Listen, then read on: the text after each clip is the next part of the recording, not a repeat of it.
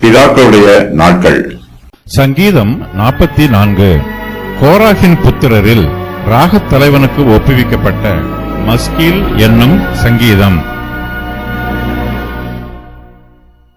தேவனே, எங்கள் பிதாக்களுடைய நாட்களாகிய பூர்வ நாட்களில் நீர் நடப்பித்த கிரியைகளை அவர்கள் எங்களுக்கு அறிவித்தார்கள். அவைகளை எங்கள் காதுகளால் கேட்டோம். தேவரீர் உம்முடைய கையினாலே ஜாதிகளை துரத்தி இவர்களை நாட்டி ஜனங்களை துன்பப்படுத்தி இவர்களை பரவ பண்ணினீர்.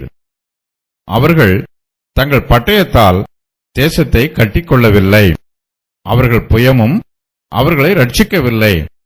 நீர் அவர்கள் மேல் பிரியமாயிருந்தபடியால் உம்முடைய வலது கரமும் உம்முடைய புயமும் உம்முடைய முகத்தின் பிரகாசமும் அவர்களை ரட்சித்தது.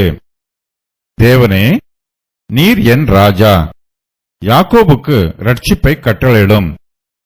உம்மாலே எங்கள் சத்துருக்களை கீழே விழத்தாக்கி எங்களுக்கு விரோதமாய் எழும்புகிறவர்களை உம்முடைய நாமத்தினால் மிதிப்போம். என் வில்லை நான் நம்பேன், என் பட்டயம் என்னை ரட்சிப்பதில்லை.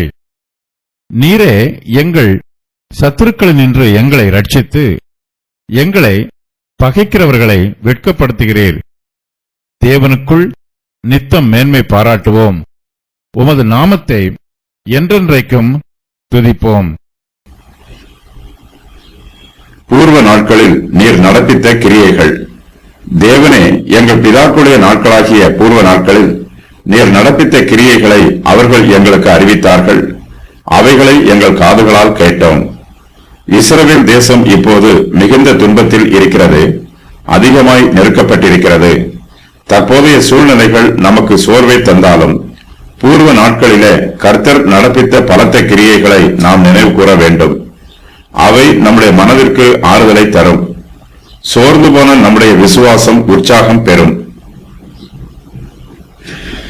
சங்கீதக்காரர் இஸ்ரவேல் ஜனத்தாருடைய தற்போதைய பிரச்சனையை எடுத்துச் சொல்கிறார். ஜனங்கள் இதுவரையிலும் வெற்றியின் கிரீடத்தை தரித்திருந்தார்கள். இப்போது அவர்கள் மீது அடிமைத்தனத்தின் நுகம் பூட்டப்படுகிறது. இதுவரையிலும் துன்பத்தையே அனுபவிக்காதவர்கள் இப்போது துன்பத்தை அனுபவிக்கிறார்கள். ஆகையினால் இந்த துன்பத்தின் வேதனை அவர்களுக்கு மிகவும் அதிகமாய் இருக்கிறது. இதுவரையிலும் சத்துருக்கள் மீது வெற்றி பெற்றவர்கள் இப்போது தோல்வி அடைந்திருக்கிறார்கள். இதனால் இந்த தோல்வியின் பாதிப்பு ஜனங்கள் மீது மிகவும் அதிகமாய் இருக்கிறது. நாம் இதுவரையிலும் தேவனுடைய கிருபைகளையும் ஆசீர்வாதங்களையும் சிலாக்கியங்களையும் மாத்திரம் அனுபவித்துவிட்டு தேவனுடைய கோபத்தை நாம் சந்திக்க நேரிடும் போது நமக்கு மிகுந்த வேதனையாக இருக்கும். இதுவரையிலும் ஆசீர்வாதத்தை அனுபவித்தவர்கள் அந்த ஆசீர்வாதம் தங்களுக்கு தொடர்ந்து கிடைக்காமல் போகும்போதும் ஆசீர்வாதத்திற்கு பதிலாக தேவனுடைய தண்டனை அவர்கள் மீது வரும்போதும் அவர்களுக்கு மிகுந்த வேதனையாய் இருக்கும். இஸ்ரவேல் ஜனங்களுக்கு இப்படிப்பட்ட பிரச்சனை உண்டாயிற்று. இவர்கள் இதுவரையிலும் யுத்தத்தில் ஜெயித்தார்கள். இப்போதோ யுத்தத்தில் தோற்றுப்போய் இருக்கிறார்கள். இதுவரையிலும் இஸ்ரவேல் ஜனங்கள் மீது ஜெய கிரீடம் சூட்டப்பட்டிருந்தது. இப்போதோ அவர்கள் மீது அடிமைத்தனத்தின் நுகம் பூட்டப்பட்டிருக்கிறது. இஸ்ரவேல் ஜனங்களுக்கு இதுவரையிலும் தேவனுடைய ஆசீர்வாதமும் விசேஷித்த கிருபைகளும் சிலாக்கியங்களும் கிடைத்தது. இப்போதோ அவர்கள் மீது தேவனுடைய கோபாக்கினை திரும்பி இருக்கிறது. இஸ்ரவேல் ஜனங்கள் இதுவரையிலும் தங்களை சுதந்திரமாக ஆளுகை செய்தார்கள். இப்போதோ அவர்கள் அந்நிய தேசத்தின் அடிமைத்தனத்திற்கு உட்பட்டிருக்கிறார்கள். அந்நியர்கள் அவர்களை ஆளுகை செய்கிறார்கள். இஸ்ரவேல் ஜனங்கள் இப்போது அடிமைத்தனத்தில் இருந்தாலும் கர்த்தர் தம்முடைய கிருபையினால் அவர்களுடைய அடிமைத்தனத்தை மீட்டு அவர்களை விடுவிப்பார் என்று இந்த சங்கீதத்தில் விசுவாசத்தோடு சொல்லப்பட்டிருக்கிறது. இந்த வாக்கியங்கள் கர்த்தரை நம்புவதற்கு நம்மை உற்சாகப்படுத்தும் வார்த்தைகளாகும். சங்கீதக்காரர் கர்த்தருடைய சமூகத்தில் ஜெபம் பண்ணும்போது ஜெப வார்த்தைகளோடு விசுவாச வார்த்தைகளையும் எதிர்பார்ப்பின் வார்த்தைகளையும் கலந்து ஜெபம் பண்ணுகிறார். தேவன் பூர்வ நாட்களில் தங்கள் பிதாக்களுக்கு பெரிய கிரியைகளை நடப்பித்திருக்கிறார். தம்முடைய பெரிதான கிருபைகளையும் இரக்கங்களையும் கர்த்தர் அவர்களுக்கு காண்பித்திருக்கிறார். சங்கீதக்காரர் இவை எல்லாவற்றையும் நினைவு கூர்ந்து கர்த்தருடைய சமூகத்தில் விசுவாசத்தோடு விண்ணப்பம் பண்ணுகிறார். தங்கள் பிதாக்களுடைய நாட்களில் கர்த்தர் அவர்களுக்கு பெரிய கிரியைகளை நடப்பித்ததை நினைத்து இஸ்ரவேல் ஜனங்கள் கர்த்தரை நன்றியோடு துதிக்கிறார்கள். அவர்களுடைய முற்பிதாக்கள் கர்த்தர் தங்களுக்கு நடப்பித்த பெரிய கிரியைகளையும் அவர் தங்களுக்கு காண்பித்த மேலான இரக்கங்களையும் தங்களுடைய சந்ததியாருக்கு அறிவித்தார்கள். அவைகளை இஸ்ரவேல் ஜனங்கள் தங்கள் காதுகளால் கேட்டிருக்கிறார்கள். தேவனுடைய அற்புதமான கிரியையில் ஒழுங்கும் கிரமமும் இருக்கும். கர்த்தருடைய கிரியைகள் எல்லாம் ஒன்றுக்கொன்று முரண்படாமல் ஒத்திருக்கும். எசேக்கியேல் தீர்க்கதரிசி தன்னுடைய தரிசனத்திலே சக்கரங்களின் நடுவே சக்கரம் இருப்பதை தரிசித்தார். அந்த சக்கரங்கள் 4 பக்கங்களிலும் ஓடுகிறது, முன்னாகவும் ஓடுகிறது, பின்னாகவும் ஓடுகிறது. அவை ஓடும்போது சக்கரங்கள் திரும்பவும் இல்லை. சக்கரங்கள் அநேகம் இருந்தாலும் அவையெல்லாம் ஒன்றோடொன்று இசைந்து ஓடுகிறது. எசேக்கியேல் 10:13.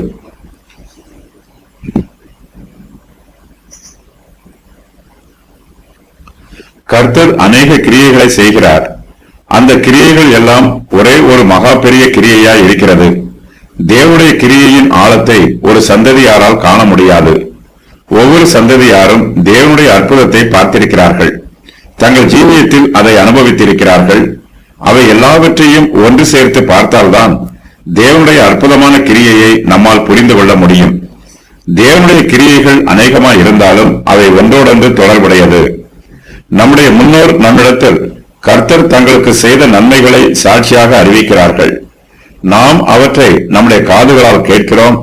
நம்முடைய முன்னோர்களைப் போலவே நாமும் நம்முடைய சந்ததியாருக்கு கர்த்தர் நடப்பித்த கிரியைகளை அவருடைய காதுகளில் கேட்குமாறு சொல்ல வேண்டும். தேவரீர் உம்முடைய கையினாலே ஜாதிகளை துரத்தினீர். தேவரீர் உம்முடைய கையினாலே ஜாதிகளை துரத்தி இவர்களை நாட்டி ஜனங்களை துன்பப்படுத்தி இவர்களை பரவ பண்ணினீர். அவர்கள் தங்கள் பட்டயத்தால் தேசத்தை கட்டிக்கொள்ளவில்லை. அவர்கள் புயமும் அவர்களை ரட்சிக்கவில்லை. நீர் அவர்கள் மேல் பிரியமாய் இருந்தபடியால் உம்முடைய வலதுகரமும் உம்முடைய புயமும் உம்முடைய முகத்தின் பிரகாசமும் அவர்களை ரட்சித்தது. கர்த்தர் இஸ்ரவேல் ஜனங்களை கானான் தேசத்திற்கு அழைத்துக் கொண்டு வந்தார். அந்த தேசத்திலே தேவன் அவர்களை அற்புதமாய் நாட்டினார். இஸ்ரவேல் தேசத்தை அங்கு ஸ்தாபித்தார். இந்த சம்பவம் இஸ்ரவேல் ஜனங்களுடைய பலத்தினாலோ பராக்கிரமத்தினாலோ நடைபெறவில்லை. தேவனுடைய கிருபையினாலும் இரக்கத்தினாலும் அற்புதமான கிரியைகளினாலுமே இது நடைபெற்றது. கர்த்தருடைய வலதுகரமும் அவருடைய புயமும் அவருடைய முகத்தின் பிரகாசமும் இஸ்ரவேல் ஜனங்களை ரட்சித்தது. இஸ்ரவேல் ஜனங்கள் கானான் தேசத்தில் பிரவேசித்த போது அந்த தேசத்திலே அநேக ஜாதியார் இருந்தார்கள். கர்த்தர் தாமே தம்முடைய கையினாலே அந்த ஜாதிகளை எல்லாம் துரத்தினார். கானான் தேசத்திலே இஸ்ரவேல் ஜனங்களை நாட்டினார். கர்த்தர் கானான் தேசத்து ஜனங்களை துன்பப்படுத்தினார். அந்த தேசத்தில் தம்முடைய ஜனங்களை பரவ பண்ணினார். இஸ்ரவேல் ஜனங்கள் தங்கள் பட்டயத்தால் கானான் தேசத்தை கட்டிக்கொள்ளவில்லை. அவர்கள் எண்ணிக்கையில் அதிகமானவராய் இருந்தார்கள், புயபலம் உள்ளவர்களாயும் இருந்தார்கள். ஆனாலும் இஸ்ரவேல் ஜனத்தாரின் திரளான எண்ணிக்கையும் அவர்களுடைய புயபலமும் அவர்களை ரட்சிக்கவில்லை. கானான் தேசத்தில் இருந்த ஜாதியாரை அவர்களால் துரத்திவிடவும் முடியவில்லை. இஸ்ரவேல் ஜனங்களுக்கு கர்த்தர் உதவி செய்யவில்லை என்றால் அவர்களால் கானானியரை துரத்த முடியாது. கானானியர் இஸ்ரவேலரை எளிதாக துரத்தி அவர்களை அவமானப்படுத்தி விடுவார்கள். ஆனால் கர்த்தரோ இஸ்ரவேல் ஜனங்கள் மேல் பிரியமாய் இருந்தார். தம்முடைய முகத்தின் பிரகாசத்தினால் அவர்களை ரட்சித்தார். தம்முடைய வலது கரத்தினாலும் தம்முடைய புயத்தினாலும் கர்த்தர் தாமே கானானியரோடு யுத்தம் பண்ணி இஸ்ரவேல் ஜனங்களை ரட்சித்தார். கர்த்தருடைய பலத்த கிரியையினால் கானானியருக்கு அவமானம் உண்டாயிற்று. கர்த்தர் கானானியரை துன்பப்படுத்தினார். கானான் தேசத்தில் இருந்து அவர்களை துரத்தினார். அந்த தேசத்திலே கர்த்தர் இஸ்ரவேல் ஜனங்களை நாட்டினார். கானான் தேசத்தில் தம்முடைய ஜனங்களை பரவ பண்ணினார். கர்த்தருடைய பலத்த கிரியையினால் இஸ்ரவேல் ஜனங்களுக்கு மகிமையும் மேன்மையும் உண்டாயிற்று. கானானியருக்கோ அவமானம் உண்டாயிற்று. கானான் தேசம் நல்ல தேசம். இந்த நல்ல தேசத்திலே தேவன் தாமே தம்முடைய கையினால் இஸ்ரவேல் ஜனங்களை நாட்டினார். ஒரு நல்ல தோட்டக்காரர் தம்முடைய நிலத்தில் ஒரு மரத்தை நட்டுவது போல கர்த்தர் கானான் தேசத்தில் இஸ்ரவேல் ஜனங்களை தம்முடைய கையினால் நட்டினார். கர்த்தர் கானான் தேசத்திலே இஸ்ரவேல் ஜனங்களை நட்டி இஸ்ரவேல் தேசத்தை ஸ்தாபிப்பது போல இப்போது இந்த பூமியிலே தம்முடைய சபையை நட்டி ஸ்தாபிக்கிறார். சுவிசேஷத்தின் பிரசங்கத்தினால் சபை ஸ்தாபிக்கப்படுகிறது. கானானியர் கானான் தேசத்திலிருந்து துரத்தப்பட்டது போல புறஜாதி மார்க்கங்களும் அவர்களுடைய விக்கிரகங்களும் இந்த பூமியில் இருந்து துரத்தப்படுகிறது. இவையெல்லாம் ஒரே வேளையில் சம்பவிப்பதில்லை. கொஞ்சம் கொஞ்சமாக சம்பவிக்கிறது. இயேசு கிறிஸ்துவே முதலாவதாக தம்முடைய சுவிசேஷத்தை ஜனங்களுக்கு பிரசங்கித்தார். அவருக்கு பின்பு அவருடைய அப்போஸ்தலர்கள் கிறிஸ்துவின் சுவிசேஷத்தை பிரசங்கித்தார்கள். இப்போது கிறிஸ்துவின் சுவிசேஷத்தை பிரசங்கிக்கிற சிலாக்கியம் நமக்கு கிடைத்திருக்கிறது. மனுஷருடைய திட்டத்தினாலோ மனுஷருடைய வல்லமையினாலோ கிறிஸ்துவின் சபை இந்த பூமியில் ஸ்தாபிக்கப்படவில்லை. இந்த உலகத்தில் பலவீனமானவர்களை கொண்டும் உலகத்தாரால் பைத்தியமாக எண்ணப்பட்டவர்களை கொண்டும் இந்த பூமியிலே தம்முடைய சபையை ஸ்தாபிப்பது கிறிஸ்துவின் சித்தமாயிற்று.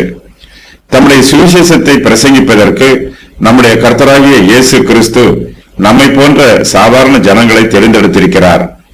கிறிஸ்துவின் சபை இந்த பூமியில் தேவனுடைய ஞானத்தினாலும் அவருடைய வல்லமையினாலும் ஸ்தாபிக்கப்படுகிறது. கிறிஸ்துவானவர் தம்முடைய ஆவியினாலே புறப்பட்டு போய் சத்துருக்களை அழிக்கிறார். சத்துருவின் மீது வெற்றி சிறக்கிறார்.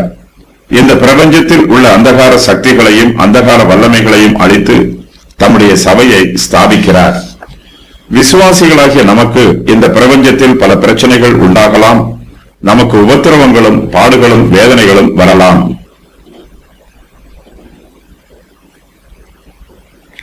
புறஜாதியார் மூலமாய் நம்மீது கடினமான நுகம் சுமத்தப்பட்டிருக்கலாம்.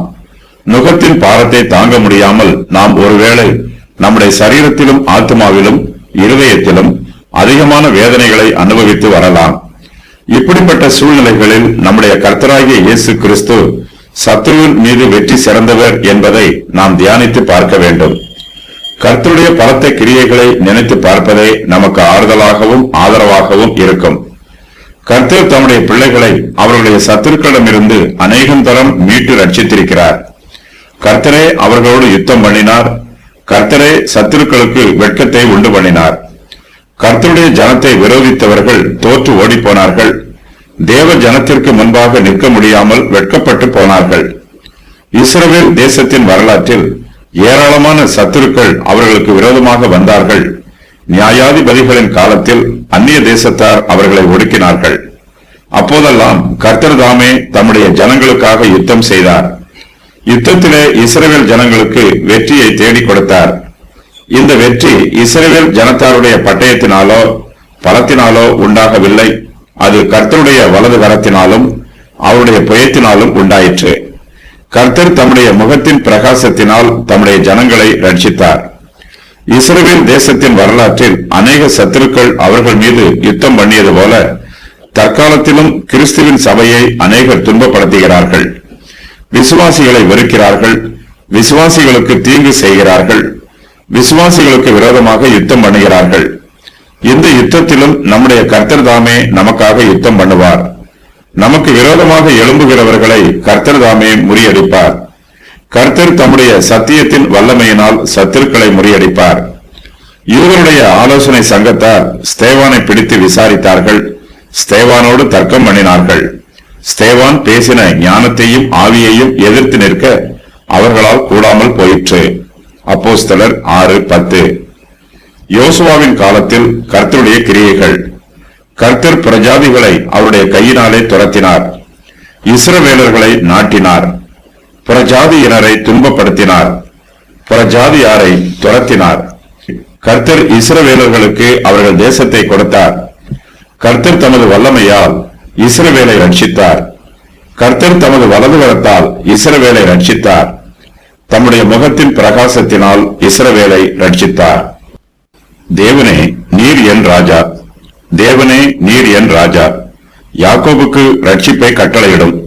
உம்மாலே எங்கள் சத்துருக்களை கீழே விழத்தாக்கி எங்களுக்கு விரோதமாய் எழும்புகிறவர்களை உம்முடைய நாமத்தினால் மிதிப்போம். என் வில்லை நான் நம்பேன். என் பட்டயம் என்னை ரட்சிப்பதில்லை. நீரே எங்கள் சத்துருக்களினின்று எங்களை ரட்சித்து எங்களை பகைக்கிறவர்களை வெட்கப்படுத்துகிறேன். தேவனுக்குள் நித்தம் மேன்மை பாராட்டுவோம். உமது நாமத்தை என்றென்றைக்கும் துதிப்போம். கர்த்தர் இஸ்ரவேல் ஜனங்களுடைய பிதாக்களுடைய நாட்களாகிய பூர்வ நாட்களில் பெரிய கிரியைகளை அவர்களுக்காக நடப்பித்திருக்கிறார். இஸ்ரவேல் ஜனத்தார் கர்த்தருடைய கிரியைகளை எல்லாம் மறவாமல் நினைவில் வைத்திருக்கிறார்கள். கர்த்தர் செய்த நன்மைகளை ஆகமங்களில் எழுதி வைத்திருக்கிறார்கள். இஸ்ரவேல் ஜனங்கள் தங்களுடைய கர்த்தரை நோக்கி பார்க்கும்போது அவரை தங்கள் தேவனாகவும் தங்கள் ராஜாவாகவும் பார்க்கிறார்கள். கர்த்தருடைய சமூகத்தில் தேவனே நீர் என் ராஜா என்று சங்கீதக்காரர் சொல்லுகிறார். கர்த்தர் தன்னுடைய ராஜாவாக இருப்பதினால் தன்னுடைய வேண்டுதல்களையும் முறையிடுதல்களையும் அவர் வேறு யாரிடத்திலும் சொல்ல விரும்பவில்லை. தன்னுடைய ராஜாவாகிய தேவனை தவிர சங்கீதக்காரரால் தன்னுடைய பிரச்சனைகளை வேறு யாரிடத்திலும் முறையிடவும் முடியாது. சங்கீதக்காரர் தன்னுடைய விண்ணப்பங்களையும் வேண்டுதல்களையும் முறையிடுதல்களையும் தனக்காக மாத்திரம் ஏறெடுக்காமல் இஸ்ரவேல் ஜனத்தார் எல்லோருக்காகவும் ஏறெடுக்கிறார். இஸ்ரவேல் தேசத்தார் எல்லோருமே இப்போது அந்நிய தேசத்தாரின் அடிமைத்தனத்திற்கு உட்பட்டிருக்கிறார்கள்.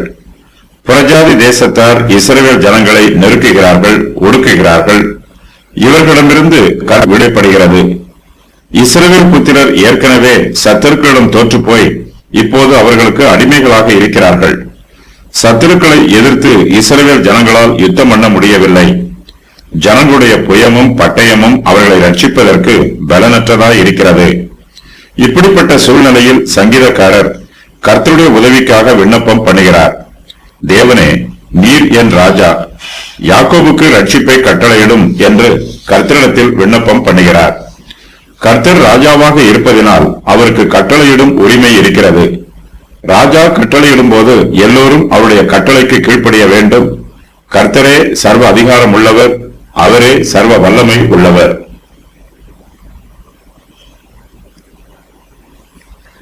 இஸ்ரவேல் ஜனங்கள் அந்நிய தேசத்தில் அடிமைப்பட்டிருக்கிறார்கள். அவர்களுடைய பட்டயத்தாலும் அவர்களுடைய புய பலத்தினாலும் அவர்களால் சத்துருக்களை ஜெயிக்க முடியவில்லை. ஆனாலும் கர்த்தர் தங்களுக்கு ரட்சிப்பை கட்டளையிடும் போது தங்களுக்கு ரட்சிப்பு கிடைக்கும் என்று சங்கீதக்காரர் விசுவாசிக்கிறார். சங்கீதக்காரர் தன்னுடைய வில்லை நம்பவில்லை. தன்னுடைய பட்டயம் தன்னை ரட்சிக்காது என்பது சங்கீதக்காரருக்கு நன்றாக தெரிந்திருக்கிறது. இதை அவர் கர்த்தரிடத்தில் என் வில்லை நான் நம்பேன், என் பட்டயம் என்னை ரட்சிப்பதில்லை என்று அறிக்கை செய்கிறார். இப்போது மாத்திரமல்ல, எப்போதுமே நம்முடைய சுய பலமோ சுய புயமோ சுய வல்லமையோ நம்மை ரட்சிக்காது. கர்த்தரே நம்மை ரட்சிக்கிறவர். நம்முடைய சுய பலத்தின் மீதும் சுய புத்தியின் மீதும் சுய வல்லமையின் மீதும் நாம் நம்பிக்கை வைத்திருக்க கூடாது. நம்முடைய வில்லையும் நம்முடைய பட்டயத்தையும் நாம் சார்ந்திருக்க கூடாது. நம்மை ரட்சிப்பதற்கு இவை விருதா. சங்கீதக்காரர் தங்களுக்கு கர்த்தருடைய உதவி தேவைப்படுவதாக சொல்லுகிறார். கர்த்தருடைய வலது கரமும் அவருடைய புயமும் தங்களுக்கு ஆதரவாய் இருக்க வேண்டும் என்று சங்கீதக்காரர் கர்த்தரிடத்தில் விண்ணப்பம் பண்ணுகிறார். அப்போது உம்மாலே எங்கள் சத்துருக்களை கீழே விழத்தாக்கி எங்களுக்கு விரோதமாய் எழும்புகிறவர்களை உம்முடைய நாமத்தினால் மிதிப்போம் என்று சங்கீதக்காரர் கர்த்தரிடத்தில் விசுவாசத்தோடு அறிக்கை செய்கிறார். இஸ்ரவேல் ஜனங்கள் தங்கள் சுய பலத்தினால் எப்படித்தான் யுத்தம் பண்ணினாலும் அவர்களுக்கு யுத்தத்திலே ஜெயம் உண்டாகாது. யுத்தம் பண்ணுவதற்கு தங்களை எப்படித்தான் ஆயத்தம் பண்ணினாலும் அதனால் அவர்களுக்கு ரட்சிப்பு கிடைக்காது. கர்த்தருடைய முகத்தின் பிரகாசம் அவர்களை ரட்சிக்கும். சங்கீதக்காரர் தங்களுடைய பலவீனத்தையும் கர்த்தருடைய பலத்தையும் உணர்ந்தவராக கர்த்தரையே தங்களுக்காக யுத்தம் பண்ணுமாறு சொல்லுகிறார். நீரே எங்கள் சத்துருக்களை நின்று எங்களை ரட்சித்து எங்களை பகைக்கிறவர்களை வெட்கப்படுத்துகிறீர் என்று அறிக்கை செய்கிறார். இஸ்ரவேல் ஜனங்களுக்கு கர்த்தருடைய நாமத்தினாலே வெற்றி கிடைக்கும். அவர்களுடைய சுய பலத்தினால் ஒரு பிரயோஜனமும் உண்டாகாது. கர்த்தர் தம்முடைய பலத்தினால் தம்முடைய ஜனங்களை பலப்படுத்துகிறார். தம்முடைய ஜனங்களுக்காக யுத்தம் பண்ணுகிறார். தம்முடைய ஜனங்களுக்கு வெற்றி கிடைக்கும் என்று வாக்கு பண்ணுகிறார். இஸ்ரவேல் ஜனத்தாரின் சத்துருக்களிடமிருந்து கர்த்தர் தாமே தம்முடைய ஜனத்தை ரட்சிக்கிறார். தம்முடைய பிள்ளைகளை பகைக்கிறவர்களை கர்த்தர் தாமே வெட்கப்படுத்துகிறார். இதனால் இஸ்ரவேல் ஜனங்கள் தேவனுக்குள் நித்தம் மேன்மை பாராட்டுகிறார்கள். கர்த்தருடைய நாமத்தை என்றென்றைக்கும் துதிக்கிறார்கள். கர்த்தருக்குள் எல்லாவற்றையும் செய்ய தங்களுக்கு பலனுண்டு என்று விசுவாசிக்கிறார்கள். யுத்தமும் கர்த்தருடையது, ரட்சிப்பும் கர்த்தருடையது. கர்த்தருடைய பிள்ளைகளாகிய நாம் நம்முடைய சுய பலத்தினால் சத்துருவோடு யுத்தம் பண்ணக்கூடாது. கர்த்தர் தாமே நமக்காக யுத்தம் பண்ண வேண்டும் என்று அவருடைய சமூகத்தில் நம்மை ஒப்புக் கொடுக்க வேண்டும். கர்த்தர் நமக்காக யுத்தம் பண்ணுவார் என்றும் நம்முடைய சத்துருக்களில் நின்று நம்மை ரட்சிப்பார் என்றும் நம்மை பகைக்கிறவர்களை வெட்கப்படுத்துவார் என்றும் விசுவாசித்து தேவனுக்குள் நாம் மேன்மை பாராட்ட வேண்டும். தேவனுடைய நாமத்தை என்றென்றைக்கும் எப்போதும் துதிக்க வேண்டும். தேவனிடத்தில் வைத்துள்ள நம்பிக்கை. தேவனே என் ராஜா, ரட்சிப்பை கட்டளையிடுவார். எங்கள் சத்துருக்களை கீழே விழத்தாக்குவார். எங்களுக்கு விரோதமாய் எழும்புகிறவர்களை உம்முடைய நாமத்தினால் மிதிக்கும்படி எங்களுக்கு உதவி செய்வார். என் வில்லை நான் நம்பேன், என் பட்டயம் என்னை ரட்சிப்பதில்லை. நீரே எங்கள் சத்துருக்களை நின்று எங்களை ரட்சிப்பீர். எங்களை பகைக்கிறவர்களை வெட்கப்படுத்துகிறீர். தேவனுக்குள் நித்தம் மேன்மை பாராட்டுவோம். உமது நாமத்தை என்றென்றைக்கும் துதிப்போம்.